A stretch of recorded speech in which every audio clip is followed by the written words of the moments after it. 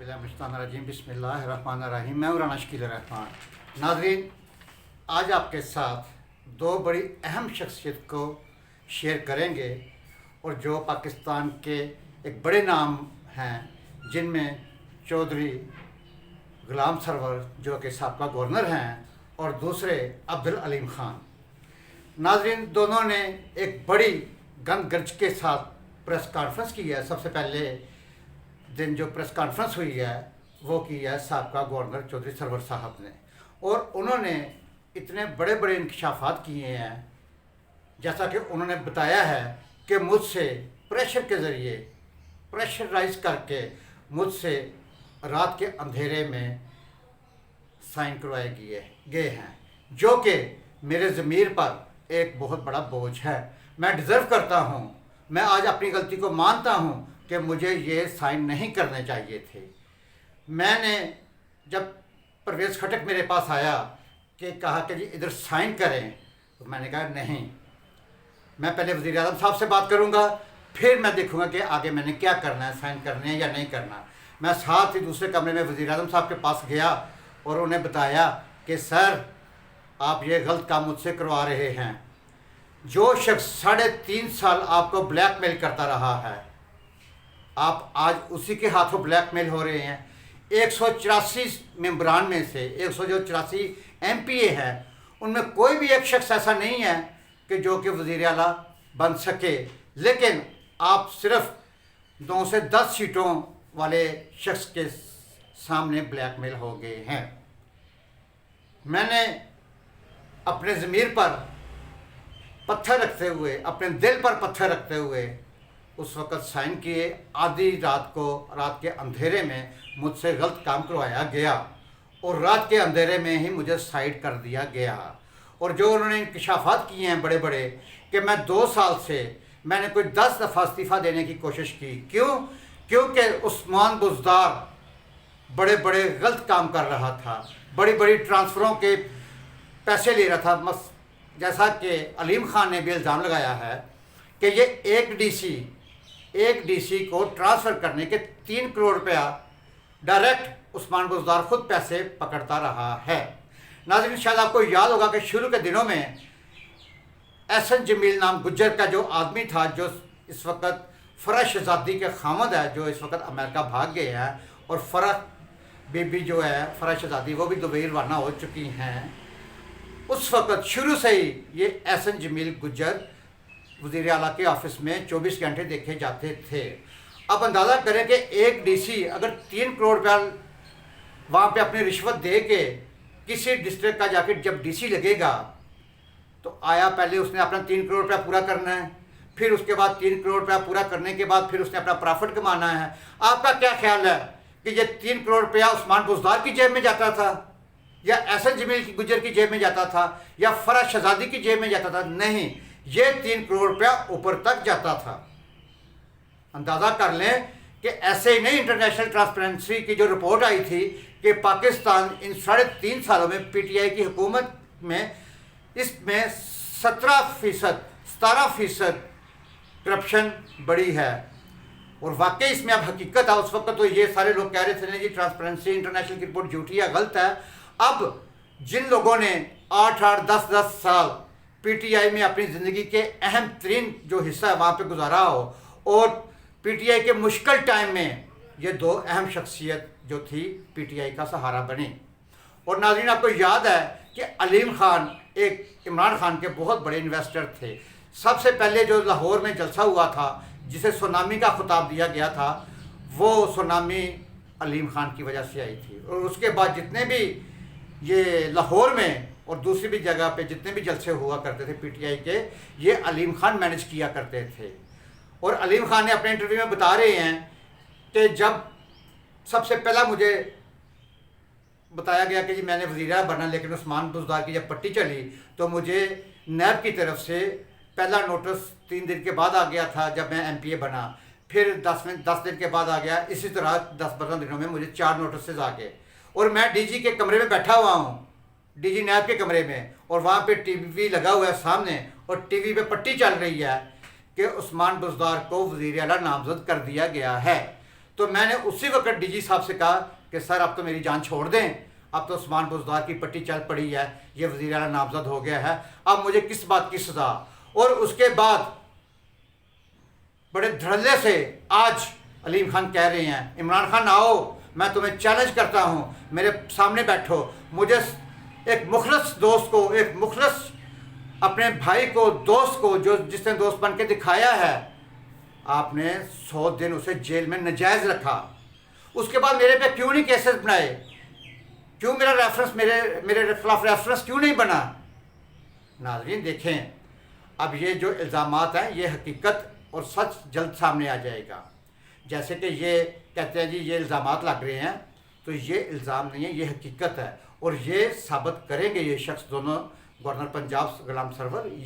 اب ناظرین آپ کو یاد ہوگا کہ غلام سرور جو اب سابقہ گورنر ہو چکے ہیں، ایک انتہائی شریف آدمی ہے، اور حقیقت ہے کہ وہ 1.5 سال نون لیگ کے گورنر رہے ہیں۔ کسی اختلاف کی وجہ سے وہ پی ٹی آئی میں جا کے انہوں نے اپنی شمولیت اختیار کی۔ شاید آپ کو یاد ہوگا جس دن بنی گالہ میں سابقہ گورنر چودھری سرور کو پی ٹی آئی کا دوپٹہ پہنایا گیا تھا تو پورے پاکستان میں مٹھائیاں تقسیم کی گئی تھی کہ جناب ہم نے 1 وکٹ اڑا لی ہے۔ اسی طرح جب علیم خان نے شمولیت اختیار کی، علیم خان ناظرین پہلے کاف لیگ میں تھے، اور جب یہ پی ٹی آئی میں آئے ہیں تو ان کے گلے میں بھی مینار پاکستان پہ کھڑے ہو کے یاد ہے دوپٹہ ڈالا گیا تھا، تو جی ہم نے 2ری وکٹ اڑا لی ہے۔ اور ناظرین آج سے 10 سال پہلے یہ لوگ اس پارٹی میں شامل ہوئے تھے، جتنے بھی ہیں، جتنے بھی مخلص لوگ تھے پی ٹی آئی کے، خان صاحب کے ساتھی، سب کو سائیڈ لائن کر دیا گیا ہے۔ جس طرح کہ ایس ایم وہ جو ہیں، سوری نام نہیں یاد آ رہا، مطلب جواد احمد ہو گئے، محسن بیگ ہو گئے، اور یہ ایس ایم بابر صاحب ہو گئے، اور جس طرح ایک ہمارے جسٹس صاحب ہیں، بس جتنے بھی مخلص لوگ تھے سارے سائڈ ہو گئے ان کے اختلافات کی وجہ سے، کہ یہ جو نئی شکلیں آ رہی ہیں، جس طرح کہ علیم خان نے کہا کہ 2000 سے پہلے 18 سے پہلے تو یہ شکل پی ٹی آئی کی دیکھی نہیں تھی۔ یہ جو خوش آمدید لوگ 2018 کے بعد اقتدار میں آنے کے بعد وہ لوگوں کی شکلیں سامنے آئی ہیں، وہ جس کو اشاروں میں شہباز گل کا نام لے رہے ہیں۔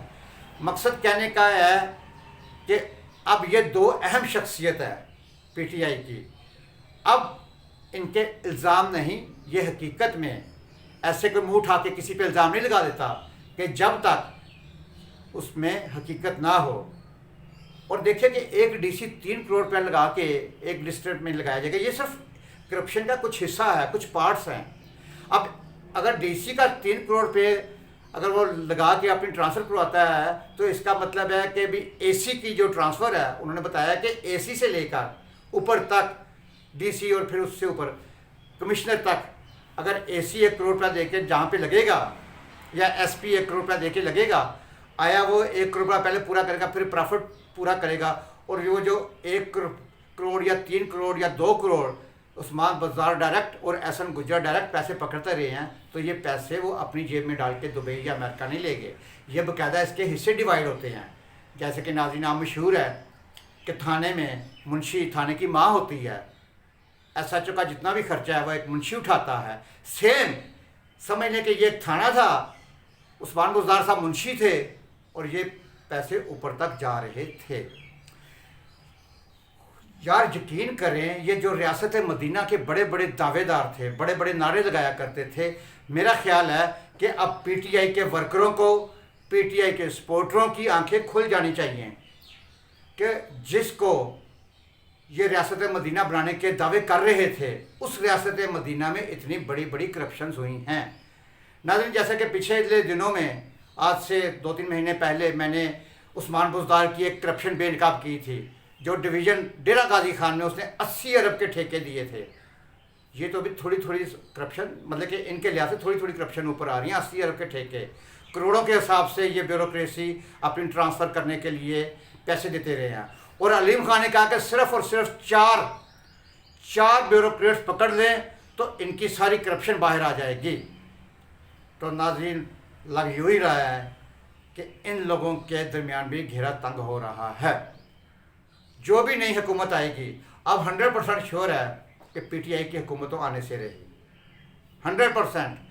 اور جیسے یہ 2018 میں حکومت آئی تھی پی ٹی آئی کی، وہ کس طرح آئی تھی؟ سب سے سب کو پتہ ہے کسی سے ڈکی چھپی بات نہیں ہے. اب وہ ان کے سہارے ختم ہو چکے ہیں. اب دیکھیں اس دن خان صاحب نے ٹی وی پہ بیٹھ کے اپنے ورکروں کو باہر نکلنے کا حکم دیا. کیا تھا؟ چند لوگ آئے تھے, 3 عورتوں کو گرفتار کیا. کسی طرح بھی یہ 20 30 لوگوں نے جا کے امام مولوی صاحب کا احتجاج کیا. جیسے کہ کل ہوٹل اواری کے سامنے صرف 50 یا 60 بندوں نے جا کے وہاں پہ مداخلت کی اور وہ بھی غلط کام کیا. اب جناب خان صاحب آپ کے پاس نہ ووٹرز ہیں, نہ سپورٹرز ہیں, نہ کارکن ہیں. 22 کروڑ عوام میں میرا خیال میں ہے کہ اگر آپ کے پاس 1 2 لاکھ اگر بندہ ہے بھی ہے تو یہ سمجھ لیں کہ آٹے میں نمک کے برابر ہے. اب آپ کا جانا ٹھہر گیا. محسن بیگ کی طرح کا خان تو گیا. ناظرین, آج عدالت کا ایک بڑا اہم فیصلہ آ رہا ہے جو اس دن اسمبلیاں غیر قانونی طور پہ توڑی گئی ہیں, کیونکہ جب وزیر اعظم کے خلاف تحریک عدم اعتماد پیش ہو جاتی ہے وہ اسمبلی توڑنے کا اختیار کھو دیتا ہے. کسی کو ایڈوائز, جیسے صدر کو ایڈوائز کر دیا, جی میں نے ایڈوائز دے دیا اسمبلیاں توڑ دیں, انہوں نے جمہوری طریقے کا کیما بنا دیا ہے, آئین کو توڑا گیا ہے اور اس کا آج عدالتی فیصلہ آ رہا ہے. مزید اس پہ ہم بات نہیں کر سکتے. آج عدالت کا فیصلہ آنے کے بعد دیکھتے ہیں کیا ہوتا ہے شام تک. لیکن جو حالات نظر آ رہے ہیں وہ کوئی اچھے حالات نظر نہیں آ رہے ہیں. اللہ سبحانہ تعالیٰ ہمارے پاکستان کی حفاظت کرے اور اللہ سبحانہ تعالیٰ ہم پاکستانی عوام پر خدا را یہ حکمران جو ہیں, یہ اللہ سبحانہ تعالیٰ ہمیں کوئی ایسا حکمران بھیج دے جو پاکستان کے ساتھ مخلص ہو, پاکستانی عوام کے ساتھ مخلص ہو.